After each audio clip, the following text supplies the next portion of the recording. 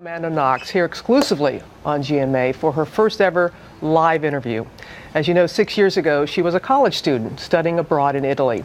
Her life changed forever when her roommate, Meredith Kircher, was killed, and Amanda was first accused and convicted of the crime. She spent 4 years behind bars before an appeals court set her free. But just last month, she learned her ordeal is not over yet. Amanda's memoir, Waiting to Be Heard, was just released yesterday, and it's nice to have Amanda here with us live this morning. It's the morning after the interview that millions of people watched, and your book is out. I mean, how are you doing this morning? I'm so grateful to be here. I'm so grateful to have this chance, and I really, really hope that people will read it, because I poured my heart into it, and I gave it everything I had. It was very important to you to write it yourself, and I got an advance copy over the weekend. And to be honest, I thought, I'll just skim through it to be prepared for this interview, and I ended up reading it word for word. It's very thoughtful, very straightforward. You don't sugarcoat anything. You talk about using drugs. You talk about your sexual encounters. You said you were waiting to be heard. What is it that you wanted people to hear most from you? Wow. I wanted people to know who I was, because I felt that I was lost in the middle of this storm, and I was taken over. And I wanted people to know precisely what it is I went through and precisely what I was thinking at every moment. And I wanted to give what I was able to get out of it to the people who read it. It was so important for me to be honest. There's no use to me writing this if I wasn't completely honest and completely bare. And I felt like I've been laid bare for so long that I'm only happy to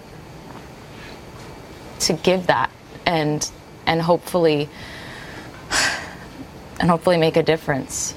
The reaction to the interview has been mixed. There's some people who did not know about the DNA evidence, that there was none there, and how you explained that. Yeah. And there were others that were your emotion or lack thereof. And you said it in the interview with Diane that no one knows until you're put in a situation, but people kind of think how they should act.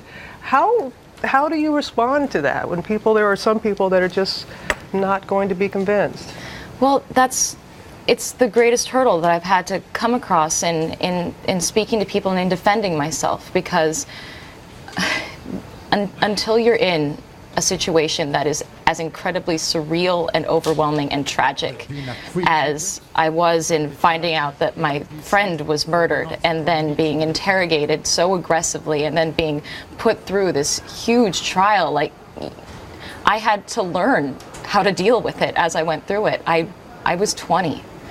I was in this foreign country. I barely spoke the language, and my friend was murdered, and I had never in my life experienced anything similar. And I was clueless all the way through, and I just had to learn to survive. What is your life like now? It's beautiful at the end of the book that you had a list of things that you wanted to do if you got out of jail, and things that you were going to do if you stayed in jail. So what is life like now for you? Oh God, I'm so incredibly grateful for life right now.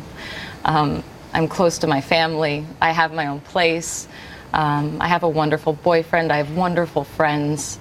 I go to school. I go to the grocery store. UW. Yeah. And I have great teachers, very sympathetic friends that I've met at the UW.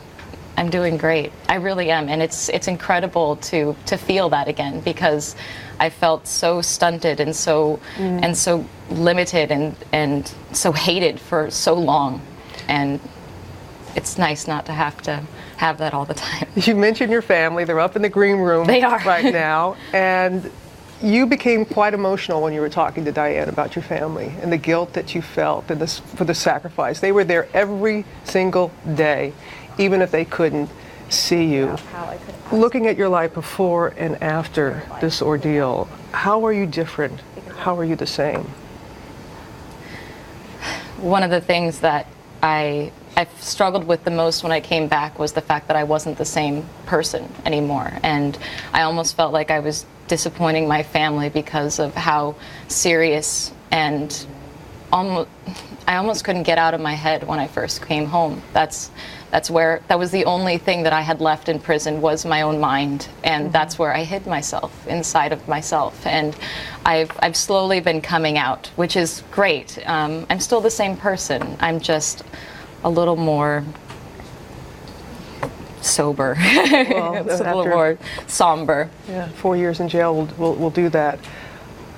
Meredith Kircher, her family overnight released a statement, and they said they're not going to read the book, that they are waiting to be heard, and that their beloved Meredith is the victim. What do you say to the Kircher family this morning, Amanda? Meredith Kircher is the victim. Meredith Kircher died, and her family deserves answers.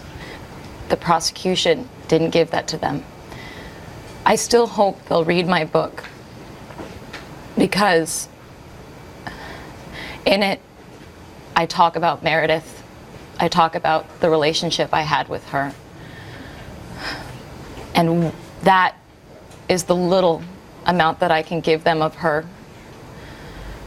But I also want them to be able to come away with my perspective, because if they're seeking answers, and they deserve to have answers, and I give it as every answer that I can in my book. It's the first way that I can reach out to them. And I really hope that we can connect one day. I know you've been trying to. Amanda Knox, thank you. Thank you very so much for being here and joining us. And you can read an excerpt of Amanda's book at goodmorningamerica.com on Yahoo, Waiting to Be Heard.